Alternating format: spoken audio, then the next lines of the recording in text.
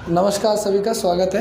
अभी तो हम लोग शुरू करने जा रहे हैं। हमारा जो भी था प्रोविज़न रुका हुआ था, जो भी हमारे लेक्चर्स रुके हुए थे उसके रिगार्डिंग। लेकिन फिर सबसे पहले एक तो अपील ज़रूरी है।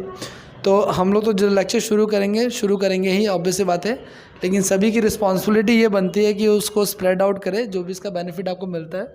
तो जितना ज़्यादा हो सके इस वीडियो से आपको जितना ज़्यादा बेनिफिट मिल रहा है उसको आप लोग स्प्रेड आउट करो, ठीक है। तो आप लोग मेरे और पहले तो जितना लाइक शेयर सब्सक्राइब कर सकते हो वो करो आप लोग, ठीक है। अपने फ्रेंड्स के साथ शेयर करो आप लोग, ठीक है। दूसरी बात ये कि जितने भी हमारे प्लेटफॉर्म है ना, इसके सोशल साइट्स के, उन सब पे आप जुड़ सकते हो मुझसे। तो हमारा पेज है यहाँ पे फेसबुक पे, ठीक है।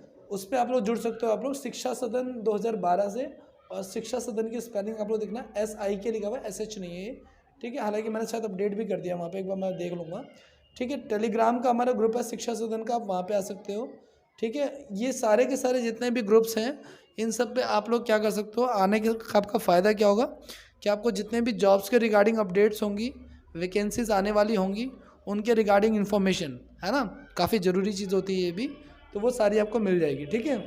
और भविष्य में कोई ना कोई बेनिफिट आपको मिलता रहेगा, ठीक है।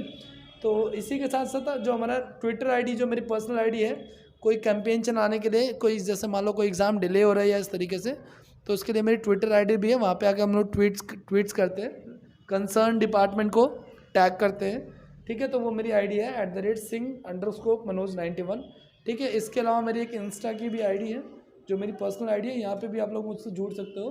तो वो है हमारा Manoj71291, ठीक है। सबसे वैकेंसीज के अपडेट के लिए आप इसमें किसी भी पेज से जुड़ सकते हो, मुझसे बात कर सकते हो, पढ़ाई के रिगार्डिंग बात कर सकते हो कि कैसे स्ट्रेटजी रखी जाए पढ़ने की। कोई भी प्रॉब्लम आती है इसके रिगार्डिंग आप शेयर कर सकते हो, जो भी मतलब कंपटीशन से जुड़ी समस्या है, ठीक है। तो इसी के साथ साथ आप लोग जितना स्प्रेड आउट कर सको इसको स्प्रेड आउट करो। और हम लोग शुरू करते हैं आज का अपना लेक्चर, जो कि मौलिक अधिकारों का है, पार्ट 2 के रिगार्डिंग, ठीक है। तो चलिए शुरू करते हैं फिर, ठीक है, ओके।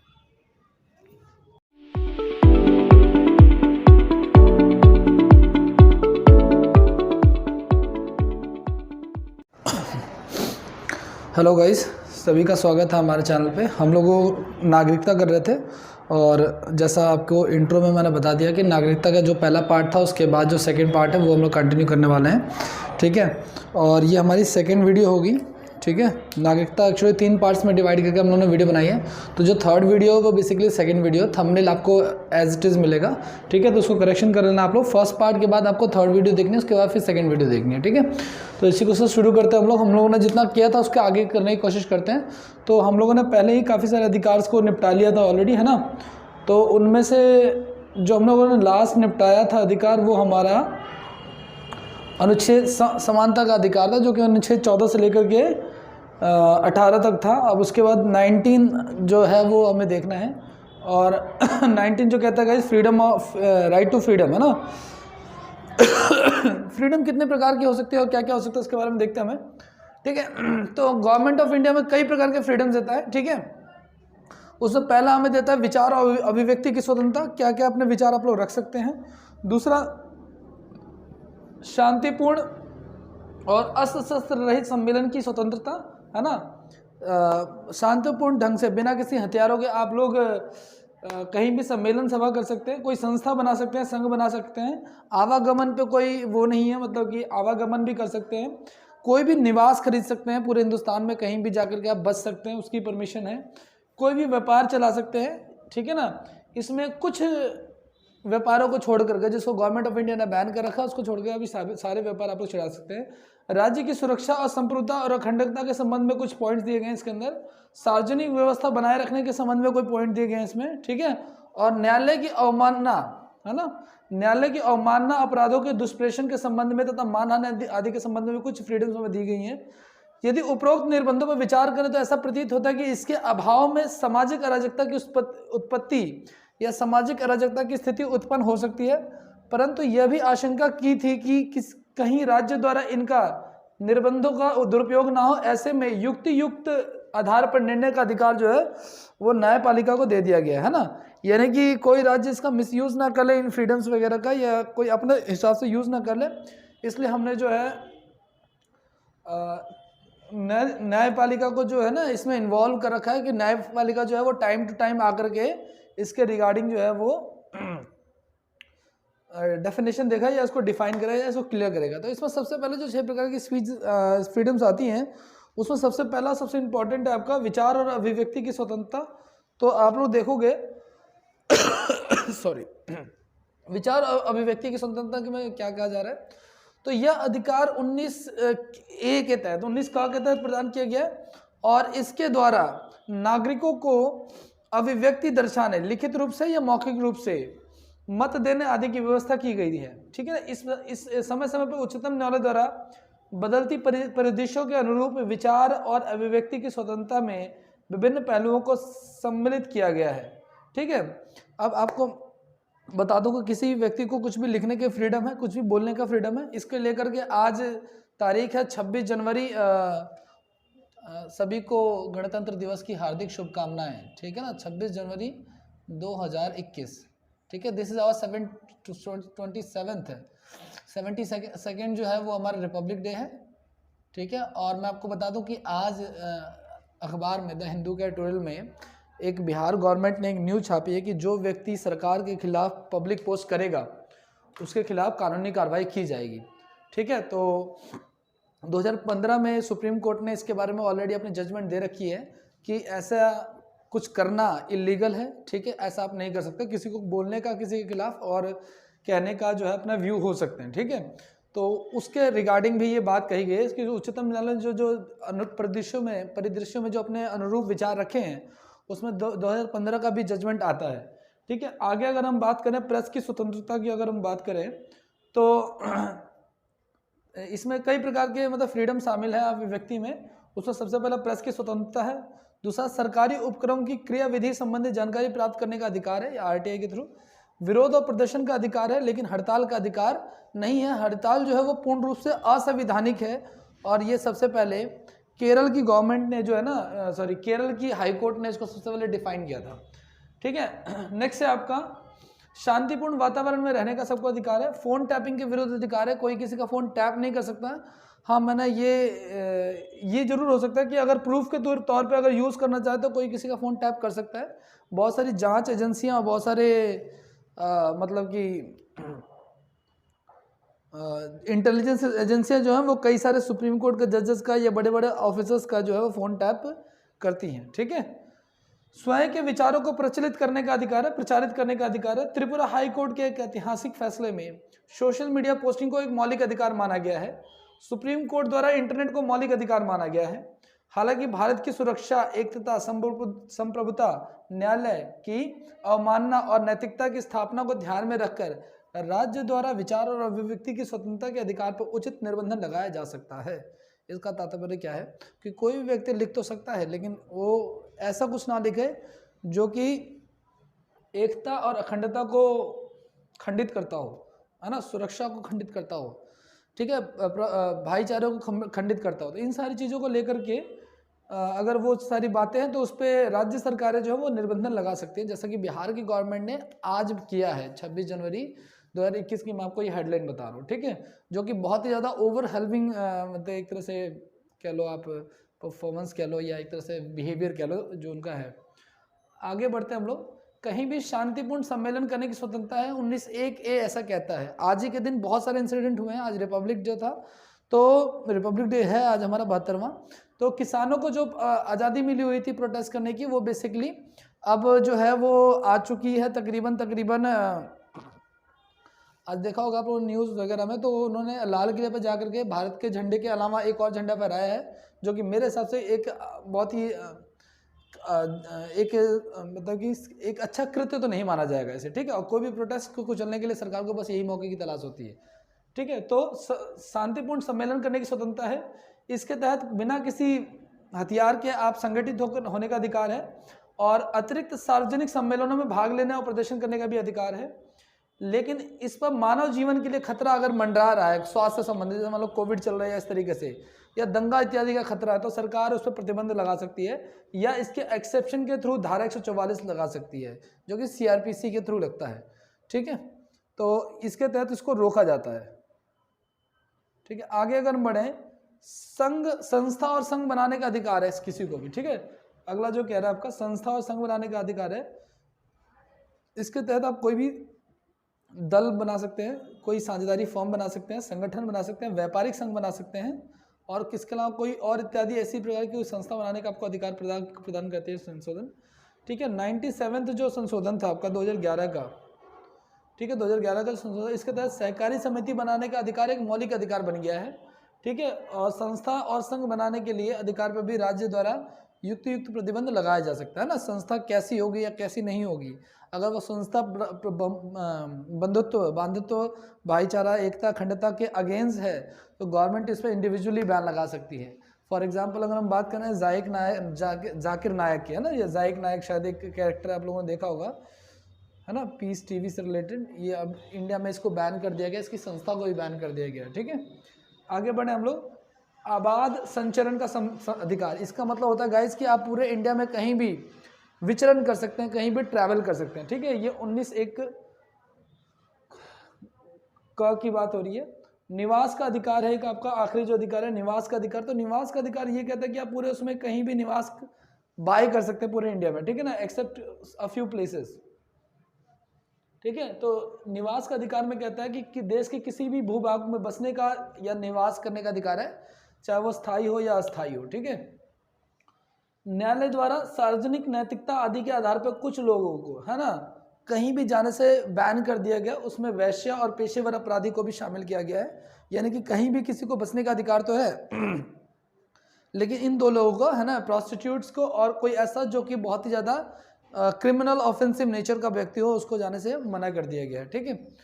आगे की अगर हम बात करते हैं थोड़ा सा और देखें, नेक्स्ट फंडामेंटल राइट क्या कहता है हमारा, तो ये कह रहा है इसके व्यवसाय और आजीविका का अधिकार, है ना। तो व्यवसाय से रिलेटेड आपको पता ही है कि इसका मतलब ये होगा कि कोई भी व्यवसाय आप कर सकते हैं ना, इसमें कुछ खास जानने वाली बात नहीं है। उन व्यवसायों को छोड़ कुछ एक व्यवसाय को छोड़कर जिसमें लाइसेंस की आवश्यकता पड़ेगी, जैसे कि मान के चलो आप कोई भी आर्म्स और एमुनिशन से रिलेटेड बिजनेस है, लीकर से संबंधित बिजनेस है, या मादक पेय पदार्थों से संबंधित बिजनेस है, या फिर ऐसा कोई बिजनेस है जो कि नशीली पदार्थों से जुड़ा हुआ है, तो उसके लिए आपको लाइसेंस लेना पड़ेगा। इसके अलावा डिफेंस में भी जाने के लिए, कोई हथियार बनाने के लिए भी आपको लाइसेंस लेना पड़ेगा। इसके अलावा ज़्यादातर लाइसेंसी राज को काफ़ी पहले ही ख़त्म कर दिया गया था, जो 1991 में हमारी LPG पॉलिसी आई थी उसके तहत, ठीक है। तो 1991 से पहले जो हमारी अर्थव्यवस्था थी बेसिकली वो एक बंद अर्थव्यवस्था थी, और 1991 में जब उस समय वित्त मंत्री जो फाइनेंस मिनिस्टर थे वो डॉक्टर मनमोहन सिंह थे, जो कि आगे चल के हमारे देश के प्रधानमंत्री भी बने, ठीक है। और उन्होंने LPG पॉलिसी अपनाई थी, liberalisation, privatisation and globalisation. Liberalisation यानी कि उदारीकरण, ठीक है, प्राइवेटाइजेशन यानी कि निजीकरण, और ग्लोबलाइजेशन यानी कि वैश्वीकरण। इसमें क्या हुआ, उदारीकरण में हम लोगों ने सभी लाइसेंसों को ख़त्म कर दिया, लगभग ज़्यादातर सेक्टर्स में कोई लाइसेंस नहीं रखा गया था। निजीकरण में हमने बहुत सारे ऐसे सेक्टर्स खोले जहाँ पे प्राइवेट कंपनियाँ भी आके इन्वेस्ट कर सकती हैं, और वैश्वीकरण में गाइज हमने बाहर की कंपनियों को आके अलाउड किया कि वो भारत में आए और इन्वेस्ट करें, ठीक है।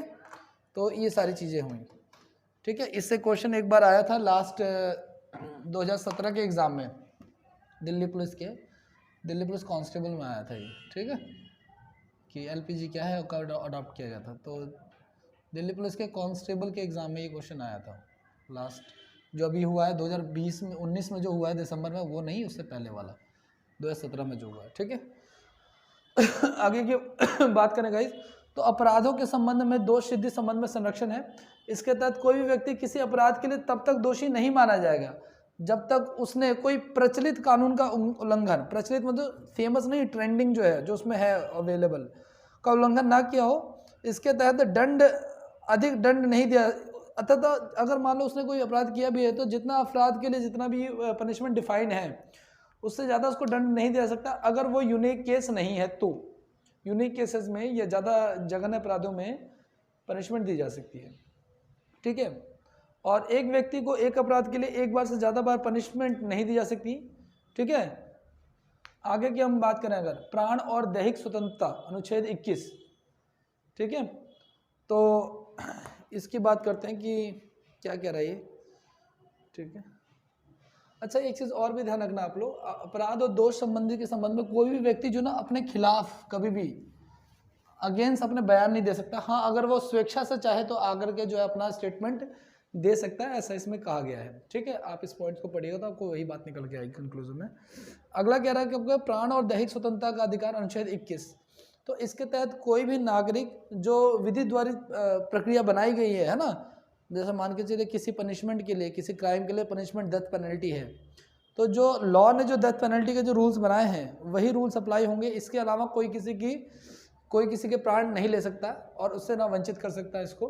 ठीक है ना। अनुच्छेद 21 के तहत जो स्वतंत्रता दी गई है उस अर्थ को न्यायपालिका ने विभिन्न उसमें जो है ना अपने अपने हिसाब से समझाया है उसको।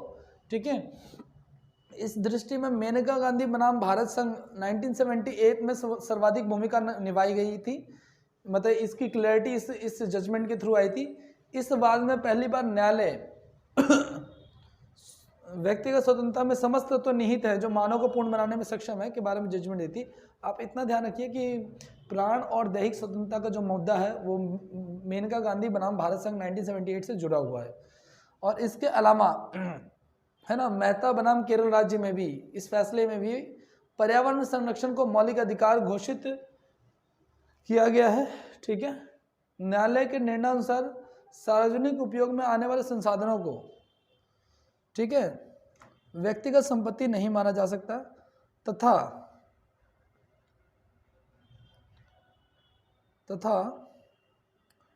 साथ ही ऐसे संसाधनों को वाणिज्यिक उपयोग भी प्रतिबंध जो है वो लगा दिया गया है। राज्य द्वारा संसाधनों का दुरुपयोग नहीं किया जाएगा। ठीक है, यानी राज्य जो है वो उसका दुरुपयोग नहीं कर सकते इन संसाधनों का।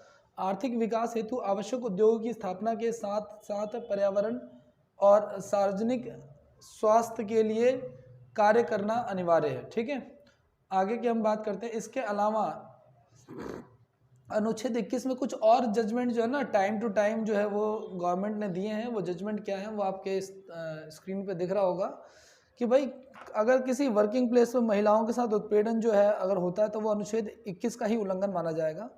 मानव को शुद्ध वायु का अधिकार है। मेहता बनाम केरल राज्य में पर्यावरण जो अलग जो केस हमने पढ़ा था उसी में था। आगे की अगर हम बात करें और तो सूचना का अधिकार जो है वो जीवन की स्वतंत्रता में शामिल है। ठीक है, अच्छी नींद का अधिकार है सबको। ये रामदेव बनाम दिल्ली पुलिस 2012 का केस है। फोन टैपिंग जो है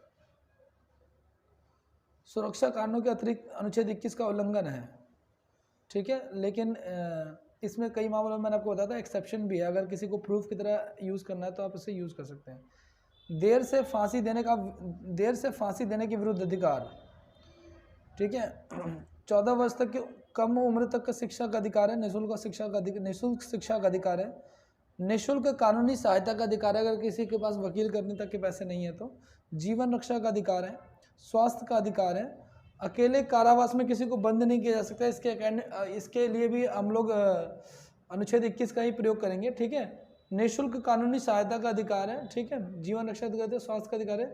अगला हथकड़ी लगाने का अधिकार है। आपने देखा होगा यूजुअली जब किसी को पुलिस गिरफ्तार करती है तो वो हाथ पकड़ते हैं उसका या फिर रस्सी बांधते हैं, लेकिन हथकड़ी नहीं बनाया था पब्लिकली। ठीक है, इसको अब सही नहीं माना जाता है तो इसलिए इसको हटा दिया गया है। आगे बात करें, सरकारी अस्पतालों में चिकित्सा का अधिकार है फ्री ऑफ कॉस्ट। सार्वजनिक फांसी के विरुद्ध अधिकार है। ठीक है, किसी को पब्लिकली फांसी नहीं दे सकती। विदेश जाने का अधिकार है। ठीक है, और निष्पक्ष सुनवाई का अधिकार है। इसके अलावा बंधुआ मजदूरी नहीं करा सकते, अनुच्छेद 21 का उल्लंघन कराएगा। त्वरित सुनवाई का अधिकार है। 24 घंटे के अंदर अंदर मजिस्ट्रेट को जो है पेश करना होगा। ठीक है, और एक लास्ट जो आपका बचता है वो मैं आपको देता हूँ। निजता का जो अधिकार है गाइज, उसको सुप्रीम कोर्ट ने मौलिक अधिकार माना था और ये जस्टिस के.एम. पुट्टास्वामी बनाम भारत संघवाद के जजमेंट में आया था। तो त्वरित सुनवाई के अधिकार के बाद जो है वो निजता का अधिकार आता है। आगे अगर हम बात करते हैं शिक्षा का अधिकार जो आपका अगला है, तो इसमें बड़ा सिंपल सी बात है कि 6 वर्ष तक के बच्चों को ना 6 से 14 वर्ष तक के बच्चों को निःशुल्क और अनिवार्य शिक्षा जो है वो दी जाएगी। ठीक है, और निरोध और गिरफ्तारी का संरक्षण जो है, आगे की अगर हम बात करें इसमें काफ़ी कुछ आता है। मैं एक एक करके सबको डिफाइन करता चलता हूँ। मेरी बातों को आप लोग सुनते जाइएगा, पॉइंट्स तो आप लोग यहाँ से लिख ही सकते हैं। ठीक है, भाई अनुच्छेद 32 जो है ये सिक्योर करता है कि जिस व्यक्ति को अरेस्ट किया गया है वो व्यक्ति जो है वो उसको जितनी जल्दी हो सके न्यायालय में पेश किया जाए, ठीक है ना। और न्यायालय में पेश किया जाए जिसमें लाने और ले जाने का समय जो है वो इंक्लूड नहीं होता, ताकि उसके साथ कोई इनजस्टिस ना हो सके, ठीक है। तो जो त्वरित फैसले का अधिकार जो हमने पढ़ा था, त्वरित जजमेंट वाला, वो उसी के थ्रू जुड़ा हुआ है, ठीक है। इसको दो भागों में बांटा गया गाइस। पहला तो भागा गया प्रथम कानून के संबंधित मामले का निवारक हिरासत, प्रथम साधारण कानून से संबंधित मामले द्वारा निवारक हिरासत के सामने लिखित आधार प्राप्त हो, ठीक है। पहला कह रहा है आपका प्रथम साधारण कानून से संबंधित है मामला, और दूसरा कह रहा है निवारक हिरासत के मामले में लिखित अधिकार, ठीक है। उसे अपनी पसंद के वकील से परामर्श करने का अधिकार है। हिरासत के 24 घंटे के अंदर अंदर उसे निकटतम दंडाधिकारी, जो भी उसका जज होगा सिविल का या उस क्रिमिनल का, वो उस पर ले जाएंगे।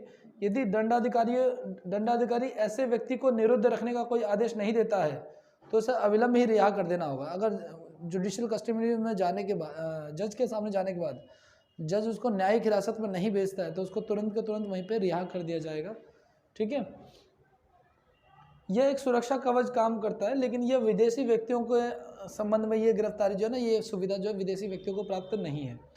और दूसरा जो पॉइंट था ना, क्योंकि हमने अनुच्छेद 22 में इसको दो भागों में बांटा था, तो कुछ पॉइंट्स उसके बेसिक फंडामेंटल थे, कुछ आपका क्या कर रहा था आपका कि दूसरा निवारक हिरासत है ना, निवारक कानून के अंतर्गत गिरफ्तार व्यक्ति को निम्नलिखित अधिकार प्राप्त होते हैं।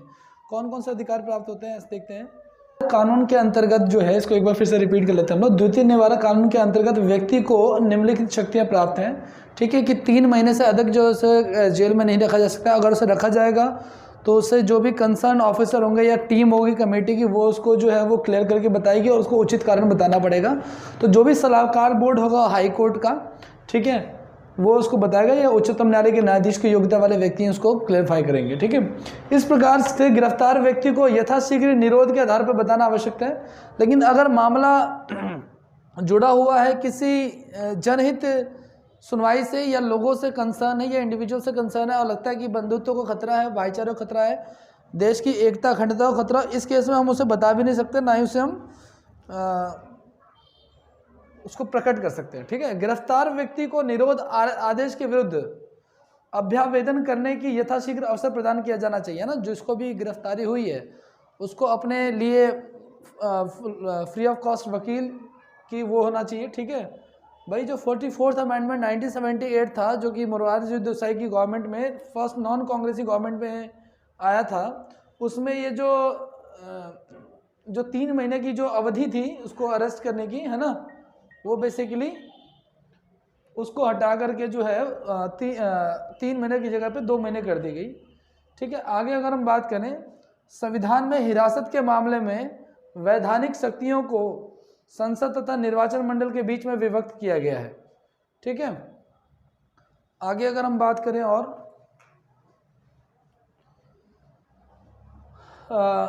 निवारक, निरोध, रक्षा, विदेश मामले और भारत की सुरक्षा संबंधित विशेष अधिकार, ठीक है, ये सारी चीज़ें भी उसी में हैं। और ये ज्ञात है कि वस्तुओं की जो आपूर्ति है ना, जो स्पेशल कमोडिटीज़ एक्ट जो इसमें शामिल किया जा रहा है, ठीक है, स्पेशल कमोडिटीज़ एक्ट जो शामिल किया जा रहा है, एक मिनट रहने दो, तो मुझे पता कौन है, हाँ सचिन, ठीक है। तो जो स्पेशल कमोडिटीज़ एक्ट है ना, इसके तहत जितने भी चीज़ें हैं उसको हम लोग जो है डिफाइन करते हैं, ठीक है। तो इसके अंतर्गत जो है मामलों की हिरासत से संबंधित कानून बनाने का अधिकार है ना। आप लोगों ने देखा वो कोविड में हम लोगों ने जितने भी मास्क है, सैनिटाइजर है, इसको भी हम लोग स्पेशल कमोडिटीज़ एक्ट में ही डाला था, ठीक है। संसद द्वारा बनाया गया प्रमुख निवारक कानून, ठीक है। सर्वप्रथम भारतीय संसद ने निवारक निरोध अधिनियम प्रिवेंटिव डिटेंशन एक्ट 1950 को पारित किया था, जो 1969 में समाप्त हो गया था, ठीक है भाई। कई सारे ऐसे लॉज बनाए हैं गवर्नमेंट में जिसमें मूल अधिकारों को ख़त्म किया गया है, या उन स्पेशल एक्टिविटीज़ को ख़त्म किया गया जो गवर्नमेंट ने यूजुअली किसी कानून के उसमें दिए हुए हैं, ठीक है। ये जो स्पेशल एक्ट बनाए गए हैं उसमें क्रिमिनल्स के रिगार्डिंग जितने भी उनकी फैसिलिटीज़ मिल रही थी उसको ख़त्म किया गया है। तो उसमें PDA एक है, दूसरा मीसा के अंतर्गत है, आंतरिक सुरक्षा अधिनियम मीसा 1971 है, मीसा के नाम से फेमस है ये। नेक्स्ट है आपका आर्थिक अपराध अधिनियम, है ना, ये 1974 में पारित है। एक NSA है जो कि 1980 में पारित है, चोर बाजारी निवारण आवश्यक वस्तु प्रदान अधिनियम 1980 है, ठीक है। आतंकवादी और विध्वंसवाचक क्रियाकलाप निर्वाचन अधिनियम है ना, इसको बोलते हैं गाइस टाडा 1985, इसको 1995 में ख़त्म कर दिया गया। काफ़ी ज़्यादा सख्त कानूनों में इसको काउंटिंग की जाती है। इसके अलावा पोटा की बात करें, पोटा 2002, ठीक है। हालांकि 2004 में इसको भी, पोटा को भी समाप्त कर दिया गया। ये भी आतंकवाद से जुड़ा हुआ एक मुद्दा है, ठीक है। और इसके अलावा एक दो कानून और जो काफ़ी ज़्यादा फेमस है, एक मकोका जिसको महाराष्ट्र सरकार ने पारित किया है, और एक यूपी कोका जिसको 2017 में यूपी की सरकार ने पारित किया। ये भी बहुत ज़्यादा सख्त कानून है, ठीक है। आगे की अगर हम बात करें तो शोषण के विरुद्ध अधिकार जो है वो 23 to 24 में जा रहा है, और इस अनुच्छेद में, अनुच्छेद 23 के अंतर्गत मानव दुर्व्यवहार और बेगार पे प्रतिबंध लगाने की बात जो है वो कही गई है, ठीक है।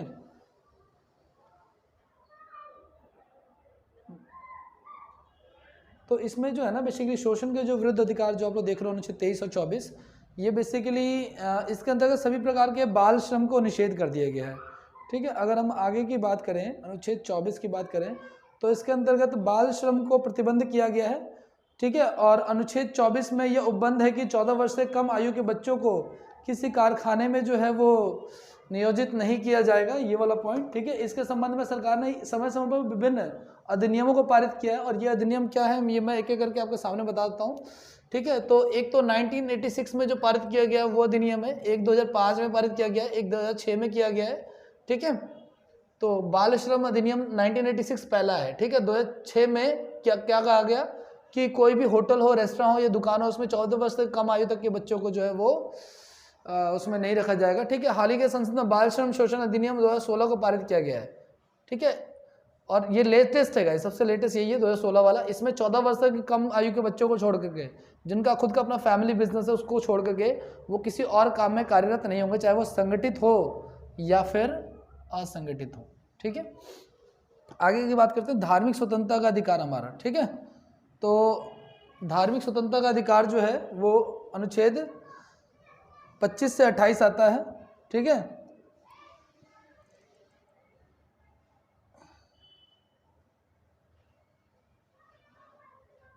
तो गाइज ये हमारा इतना ही पॉइंट था जिसको हमें इस डिस्कस करना था। धार्मिक स्वतंत्रता का अधिकार जो हम लोग वो नेक्स्ट स्लाइड में, नेक्स्ट क्लास में हम लोग डिस्कस करेंगे, नेक्स्ट वीडियो में। एक बात और भी ध्यान रखना आप लोग, मैं अभी क्लैरिफाई कर देता हूँ। मूल अधिकारों में हम लोगों ने 3 पार्ट्स बनाए हैं, फर्स्ट, सेकंड एंड थर्ड।